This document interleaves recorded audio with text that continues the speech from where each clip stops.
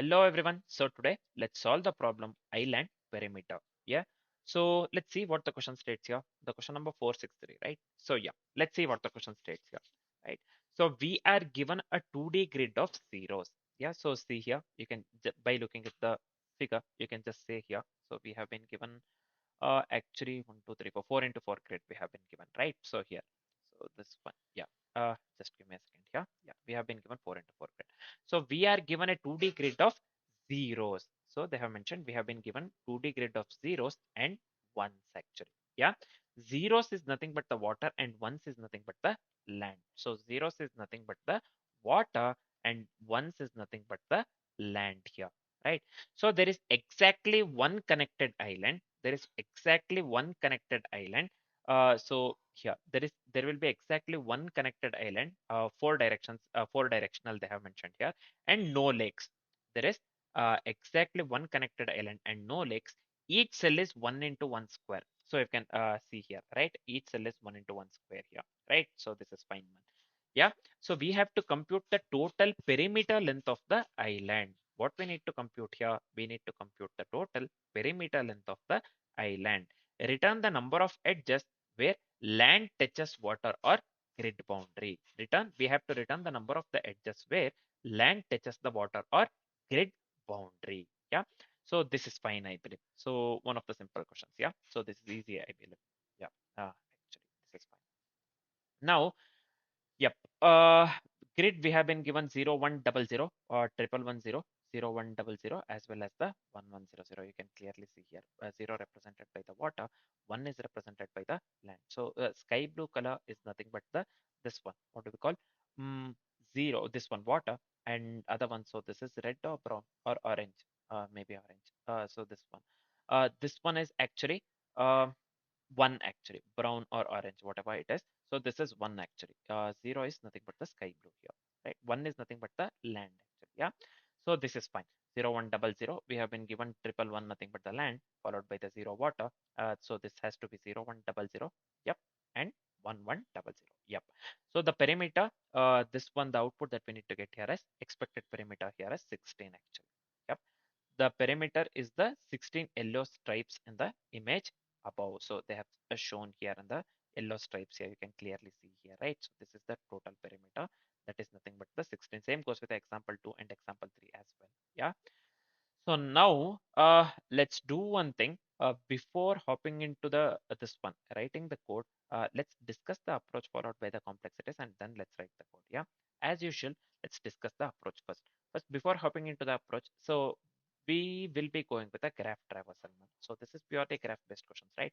So we are done with the DP-based questions. From today, we'll be moving on with the graph-based problems, or we'll be solving graph-based problems. So we will be going with a graph traversal to solve this problem. So whether it may be either DFS or BFS. Let's see. Let's make use of the DFS actually. So this will be easier to solve with the DFS actually. So one more thing, I always tell you whenever it is this one, tree-based questions, always go for the recursion, right? Always go for the recursion if it can be solvable by the recursion actually. If it is, you can easily solve, and the amount of code that you have to write is less as well. Yep, when we are making use of the recursion. Whenever, if you are solving this one, whenever you are solving graph-based problems, it's better to go with the BFS rather than the DFS. So you don't have to encounter this one. So you'll not this one encounter many problems actually if you are making use of the BFS. Code will be little bit lengthier. All you have to do is write the standardized BFS loop and write whatever the question, whatever the criteria that is asked in the question. That's it, right? So DFS you can, but sometimes it might lead to it'll give you headache. So it's my personal opinion. If it can be solvable by the BFS, go for the BFS itself rather than the DFS, right? So here for this particular problem, we'll be making use of the DFS itself, yeah, rather than the BFS. Yep. So next, let's do one thing. Let's discuss the approach step by step here, right? So the first step here. So let me tell you one thing. Let's treat the land cells here. Let's treat the land cells. Just give me a second here. 1 second. Let me scroll this one. Yeah. So let's consider the same first example for the approach. So let's treat the land cells that is marked by orange or this one, red or orange, this one, Actually, let's treat the land cells 1 as the graph nodes connected 4 directionally. Yeah, we have to find any land cell and run a graph traversal, right? In our case, it will be DFS to visit every land cell exactly once, right? So for each visited land cell, we have to, or we will be inspecting its 4 neighbors, nothing but. So we will be inspecting up, down, left, as well as the right. Yep. So if the neighbor is out of bounds or is water, suppose if the neighbor is out of bounds or water, then what we will do? Then what we have to do actually, that side contributes +1 to the perimeter. If if the neighbor is out of bounds or if the neighbor is water, nothing but 0, then that side contributes +1 to the perimeter. Yeah. So if the neighbor is land, it contributes 0, right? To the shared edge, right? Sum of all the contributions while traversing, suppose for the example, visiting each land cell and counting exposed sites into total 16. See here, 1.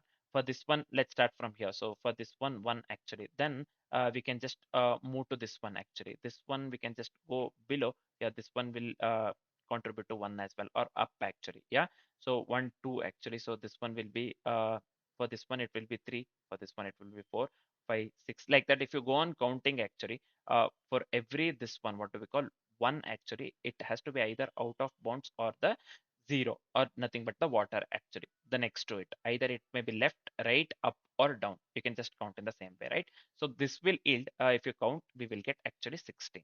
We will get 16 actually, right? Sum of all the contributions while traversing.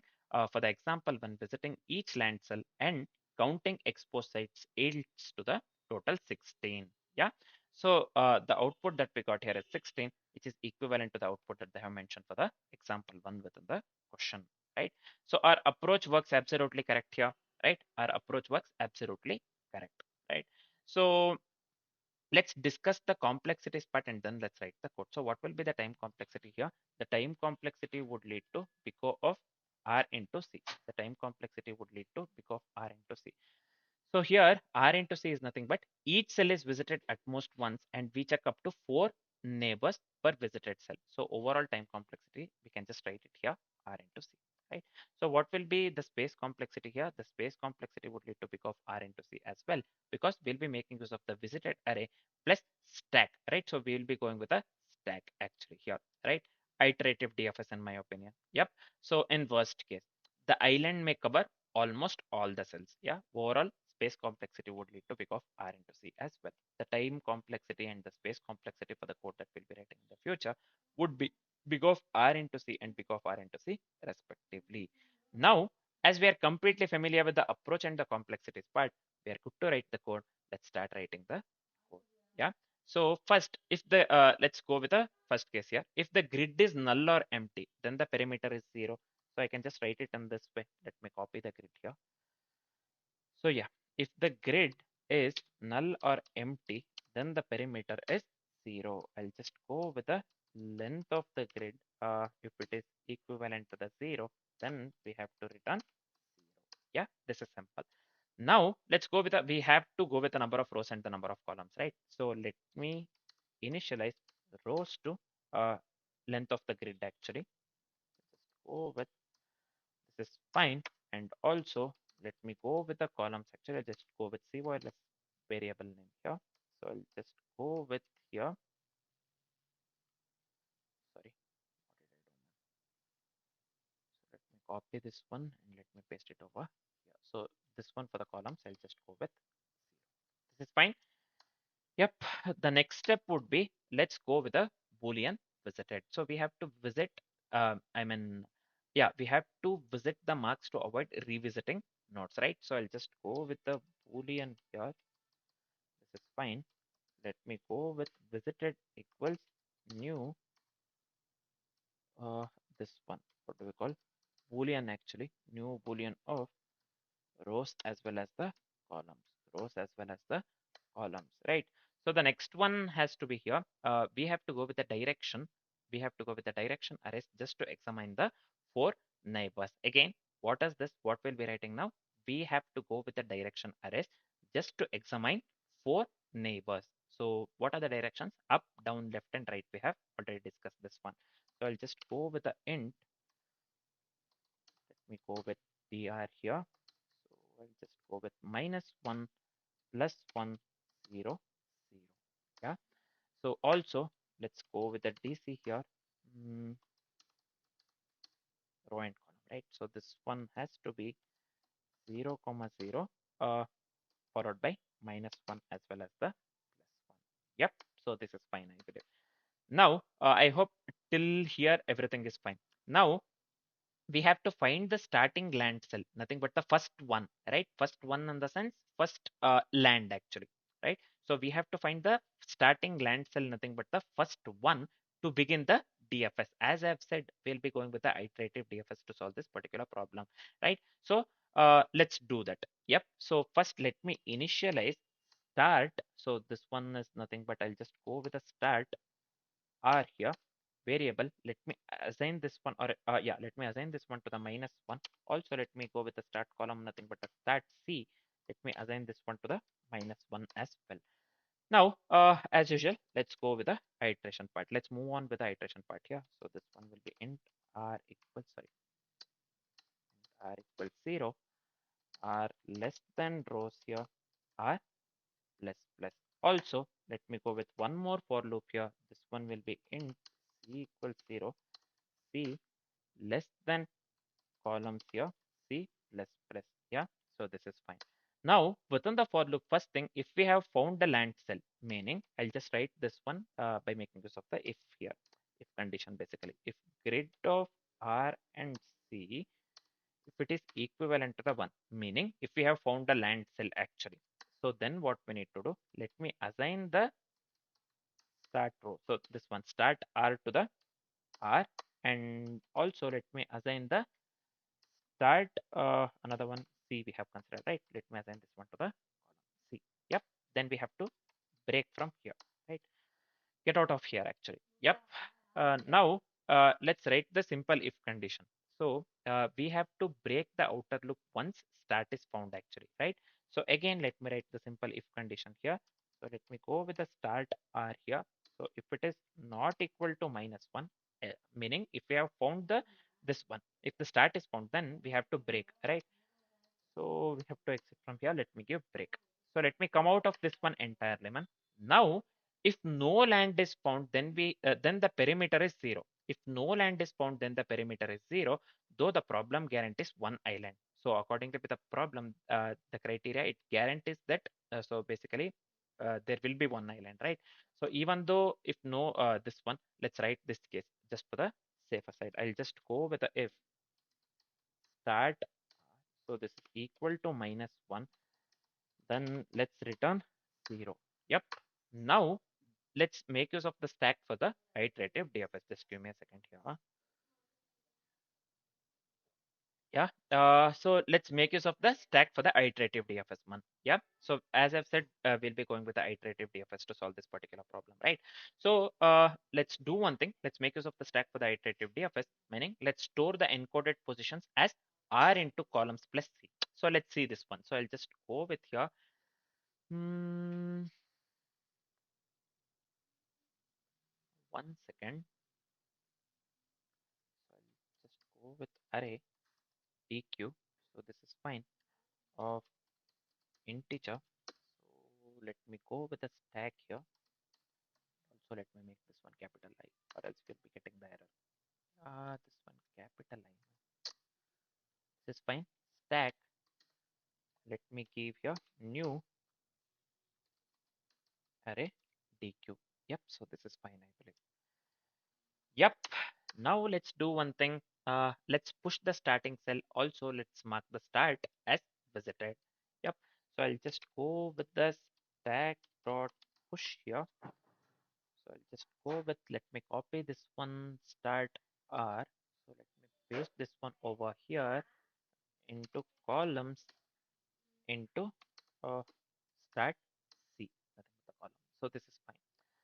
So we have successfully pushed the starting cell. Now we have to mark the start as visited. So I'll just go with visited keyword here. So let me pass start R along with the start C here. So this is fine. Yep, let me assign this one to the Boolean value true. Yep, so we are done with this part. Now what shall we do? Let's go with the accumulator for the perimeter, right? So let me consider the variable perimeter. Yeah, let me assign this one to the 0. Next part, so let's go with the standardized DFS loop. Let's go with a standardized DFS loop here. We have to process each land cell exactly once, right? So just give me a second here. So let's go with the standardized DFS loop here. So I'll just go with while stack dot is because of the is empty operation here. This is fine. So within the while loop, first let's pop the encoded position. Let's decode raw as well as let's decode the column. So this one will be int code equals stack dot pop stack dot pop. And also let's decode the row and column. Yeah. So this one will be r equals code by. So this is fine. Also let me go with c equals here modulo. So this one will be columns. So this is fine, I believe. Yeah. Now let's do one thing for each of the four directions. Either it may be up, left, right, and down. For each of the four directions, we have to check the neighbor, right? Accordingly with the approach, we have to check the neighbor. Let's move on with the for loop here. For int k equals 0. So this one has to be, we are going with the four directions. K less than 4 as we are starting with the k. Sorry, as we are starting with a 0 actually. This is fine. So first, let me go with the neighboring row. Then let's go with the neighboring column. So neighboring row, I'll just give here nr, variable nr, r plus here dr of k. Yep, let me copy the same thing and make the necessary changes for the neighboring column actually. So let me change this one to C here, neighboring column. So this one will be C plus we have considered DC, right? So this one will be plus DC of K. Yep. Now let's do one thing. Yeah. If neighbor is out of bounds, right? So then it contributes one to parameter. If either the neighbor is out of bounds or if the neighbor is water, nothing but 0, then it contributes one to parameter. That's what we had discussed in the approach. The same thing we'll be articulating in the form of code here, right? So I'll just go with if nr less than 0 or nr. So if it is greater than or equal to rows or this one nc if it is less than 0 or for the bound check we have to go with the nc neighboring column actually if it is suppose if it is greater than columns this one also we have to check, right? So boundary check. So let me go with a or we have to increment the perimeter here. So let me increment the perimeter here. This is fine. Now else if so what if the grid of neighboring row as well as the neighboring column if it is equal to the water, right? Nothing but the 0. Then neighbor is water, then exposed side contributes 1. So this is also one of the conditions, right? So this one as well as this one. So we had discussed this one in the approach actually. Let me paste this one parameter plus plus. So this is fine. We are just incrementing the parameter. Else what we need to do here uh, if the neighbor is land, then grid of neighboring row as well as the neighboring column, if it is equivalent to 1, right? Then if not visited, then we have to add to the stack and mark the visited to traverse this one later, right? So let me write this one in this way. You'll get to know. It's easier. It's easy one. So I'll just go with the if not of visited of neighboring row as well as the neighboring column, then I'll just go with visited of this one actually nrnc. Visited of nrnc. Let me set this one to the boolean value true and also stack dot push here nr into columns plus neighboring column. So this is fine. Yeah, let me come out of this one entirely. Let me come out of this one entirely. Now we are left with only one thing that we have to return the computed parameter, right? So if already visited, then we have to do nothing, right? So finally we are left with only one thing. We have to return the computed parameter, right? So I'll just return. Let me give you, sorry. I'll just copy this one parameter here. Give parameter. Yeah. So this is it for the code. Let me format the code once and let me hit the run button. I hope this works, man. This becomes this much lengthier. This is fine. So this one has to be multiplication operator. NR into columns plus NC. Where is it actually? Line number 50. All the three errors are in line number 50.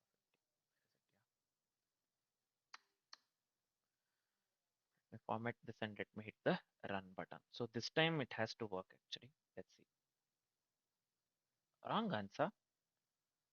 We are getting output 15, expected is 16. Okay. 1 second. So there is one minor bug here actually in the line number 32. So we are just pushing start R into columns plus this one. This has to be plus actually instead of the multiplication operator, right? So so that is the reason we are getting the wrong answer here, right? So this is one tiny arithmetic mistake actually. So this is fine. Let me hit the run button now. This has to work. Let's see. Yeah, the sample test cases are getting passed. So let me hit the submit button quickly. I hope this works for all the test cases. Yeah, yep. All the test cases are getting passed here. 5,833 test cases. Okay. Okay. All the test cases are getting passed here, meaning whatever the code that we have written works for all the test cases, right? So I hope the solution part is completely clear along with the approach and the complexities part, right? For now, this is it. Thanks for watching, guys.